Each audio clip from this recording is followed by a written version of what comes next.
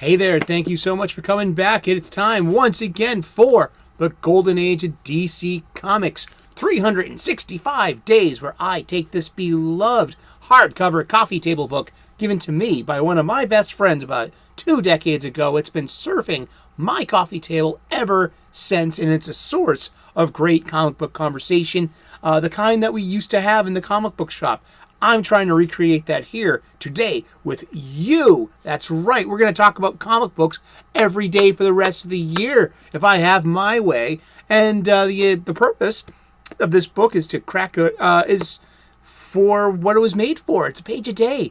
So we crack the book open to today's date. We look at some comic book art. We read the blurb, and then we talk about comic books for a few minutes. This is a 2004 Abrhams publication. It was curated and written by Chip Kidd, Les Daniels, and Geoff Spear. There's a link in the description to the Amazon page if you'd like your own copy. It makes a great gift, and it's going to look great on your coffee table too. You can play along at home. And how are you doing today? I hope you are doing well, and I want to remind you about the importance of escapism. See, activism is everywhere today. And it's like it's the new rock and roll or something. And good for it, too. Activism is most definitely needed. But does it have to be encroaching in all of our fictions? I say no. I mean, we need escapism. We need to leave behind this world's problems just for a few minutes. These problems will be here when we get back, emotionally and intellectually, and we need to flex our imaginations. We need to go to other worlds, hang out with fantastic characters, whether they be superheroes, space aliens, magic wielders in dark forests. You know, just this is the stuff of imagination, be it comic books, cinema, music, art. We need our escapism. So is activism, doing anything good by being preachy in comic books? I say no.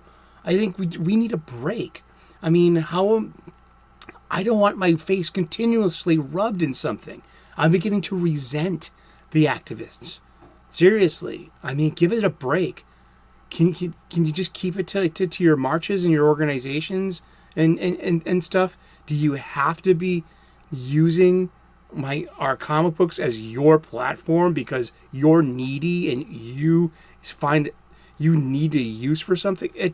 No, they're simple, pithy comic books telling tales, adventures, and they're best when they're left that way and when they're being written by people that know how to write superhero comic books. But let's get to it. Let's crack this book open.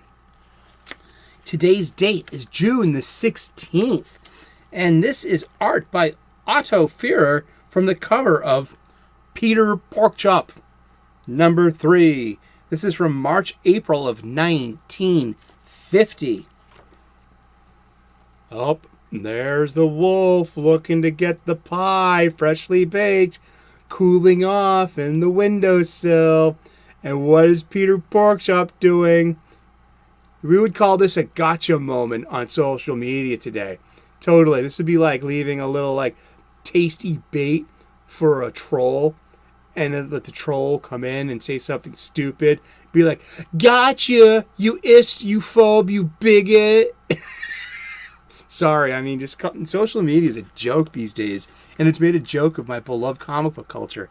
Oh God, it was hard to be, it wasn't meant to be taken seriously before. There's superhero stories, but now that that's a conversation in itself. Well, let's not drag the show down. Let's read the blurb instead, and then get on to the topic. From its earliest days, DC Comics had developed a policy of avoiding violence in horror, approaches that some other companies made their stock in trade.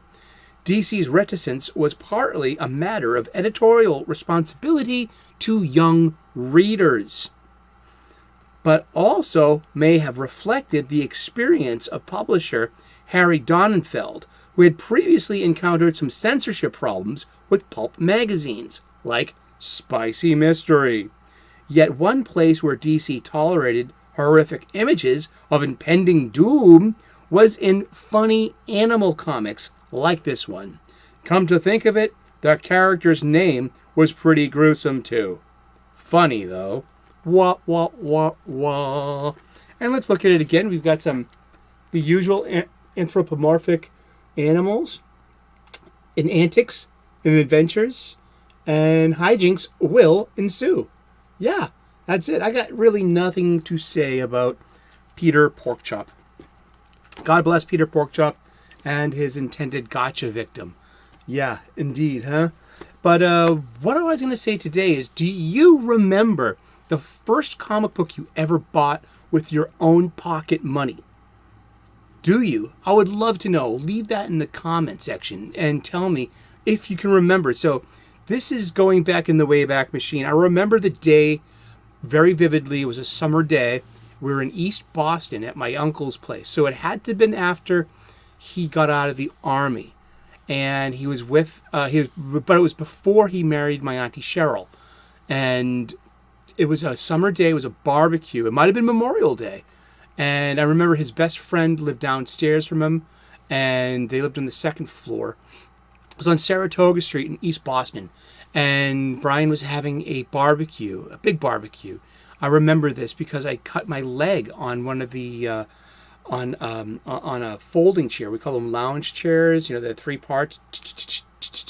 You know, they lock into place, and they kind of have a gear mechanism to lock it in place. Well, I cut open my thigh. I still have a scar there from that day. Maybe that's part of why I remembered it. And but I must have been. I hadn't have been like 7 or 8 years old, and I remember that my grandpa gave me $1 and I could run down to the bodega. It was a different age, you know. Kids were allowed to walk down the street alone to the store, the corner store, and, you know, get some ice cream. So Pa gave me $1 and I went down to the corner store to get some ice cream. And there I also bought a comic book. And I remember reading it to death, cover falling off and everything. I can't remember the chapter verse of it all. I'm doing some research. I do remember the story events in the comic, though, but I don't remember the title of the comic book, the issue number, or anything. But I do remember this much.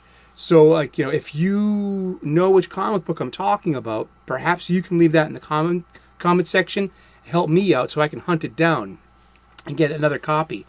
But I believe it was a reprint of All-Star Comics number 58, which was released in 1976, January, February of 76. See, I would have been 3 years old when this was released, going on 4 years old. Too young to have gone down to the store by myself, too young to understand the concept of trading in money for services and goods.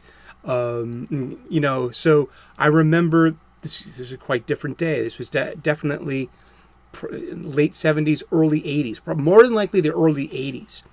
And it must have been a reprint of All-Star Comics number 58, or including parts of that story, because it was the first appearance of Power Girl. And I remember this starkly and clearly. I remember being in love with the adult Robin costume, and, you know, not having any problems with multiverse, knowing quite well, oh, this is Earth 2. This is a different Earth. This is not, you know, where the Justice League grew up and these are their kids.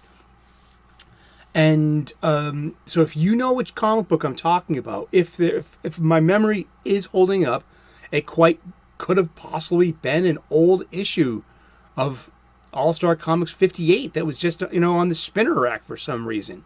Usually comic books that are on the spinner rack, you know, if they're not sold, what you would do as the store owner, you would rip off the cover and you would return it to the publisher for credit. The publisher would then return the magazine to pulp so they can reuse it for a new magazine. And that was pretty much, you know, the return policy of the newsstand. You know, this would count for all magazines like Time, Newsweek, National Geographic, and that's what it would happen to comic books. And that's what make the direct market in the comic book store unique, was because they didn't return their comic books. They saved them, they bagged and boarded them, and that's how they increased in value, because they have a finite limited number of copies available. So if memory holds, this had to have been a reprint containing the stories of Power Girl's first appearance from All-Star Comics number 58. And so if you know what I'm talking about, please leave that in the comment section. I would really appreciate that. But that was the first comic book I ever bought with my own money that sent me on this life of being a comic book fan. I was already in love with Batman 66 with Adam West and Burt Ward. I grew up an inch away from the television on Saturday mornings with the SuperFriends. And there were also the Filmation Batman, Superman, Aquaman, Teen Titans cartoons, and occasionally you'd see those Marvel cartoons from the 60s as well, but not as frequent. But I remember more like seeing the Aquaman cartoon a lot growing up. But what do you think? What was your first comic book that you ever bought with your own pocket money as a kid? Or you didn't even have to be a kid. What was the first comic book you bought? Leave it in the comments section. I would love to know. You know why? Because we're going to be talking about comic books every day for the rest of the year. Tune in tomorrow at 3 p.m. U.S. Eastern, and we'll find out who we're talking about when we turn the page tomorrow. You know what? Like, subscribe, turn on the notifications. I would love to earn your subscription. We talk about spirituality here. I'm a professional chef. I share cooking hacks with you. I also make daily content. So there's a lot going on my little station here, and I'd just love for you to be part of it. One of my favorite things is I take little videos of bunnies eating their breakfast before the sun rises on my walk to the subway station. It's so cute. I live in a city. I love this nature stuff. It's so weird. But thank you so very much for tuning in. God bless. Namaste. Good luck. And we will see you in the funny pages tomorrow. Thank you so much. Cheers. Bye-bye.